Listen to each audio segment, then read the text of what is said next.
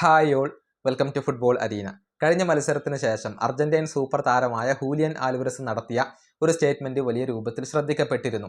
അതായത് തനിക്കൊന്നും ഇനി ഒളിച്ചു വെക്കാനില്ല, ഈ ട്രാൻസ്ഫർ ജാലകത്തിൽ അത്ലറ്റിക്കോ വിടണം, അത് ക്ലബിനെ അറിയിച്ചു കഴിഞ്ഞിട്ടുണ്ട്, എല്ലാവർക്കും തന്നെ വിടുന്നതാണ് നല്ലത് എന്നൊക്കെയായിരുന്നു ഹൂലിയൻ പറഞ്ഞിരുന്നത്. അത്ലറ്റിക്കോയുടെ ഉടമസ്ഥൻ ഇതിനോട് പരസ്യമായി പ്രതികരിക്കുകയും ചെയ്തിരുന്നു.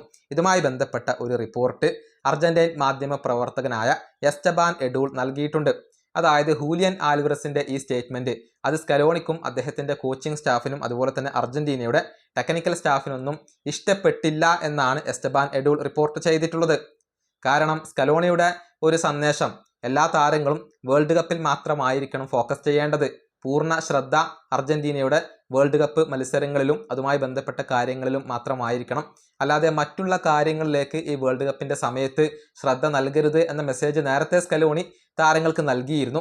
പക്ഷേ ഹൂലിയൻ ആൽവരസ് അത് ലംഘിക്കുകയാണ് ചെയ്തിട്ടുള്ളത്.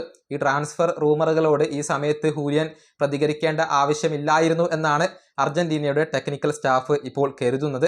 മുഴുവൻ ശ്രദ്ധയും വേൾഡ് കപ്പിൽ നൽകേണ്ട ഒരു സമയത്ത് ഹൂലിയൻ നടത്തിയ ഈ സ്റ്റേറ്റ്മെന്റ് അത് അനുചിതമായി പോയി എന്നാണ് അർജന്റീന പരിശീലക സംഘത്തിന്റെ ഒരു കണ്ടെത്തൽ. ഏതായാലും ഹൂലിയൻ ആൽവരസിന്റെ ആ സ്റ്റേറ്റ്മെന്റിനോട് ഇപ്പോൾ അർജന്റീനയിലെ സ്റ്റാഫിന് ഒരു അതൃപ്തിയുണ്ട് എന്നാണ് എസ്റ്റബാൻ എഡൂൾ പറഞ്ഞിട്ടുള്ളത്. ഇനി അർജന്റീന നാളെ നടക്കുന്ന മത്സരത്തിൽ ജോർദാനയാണ് നേരിടുക.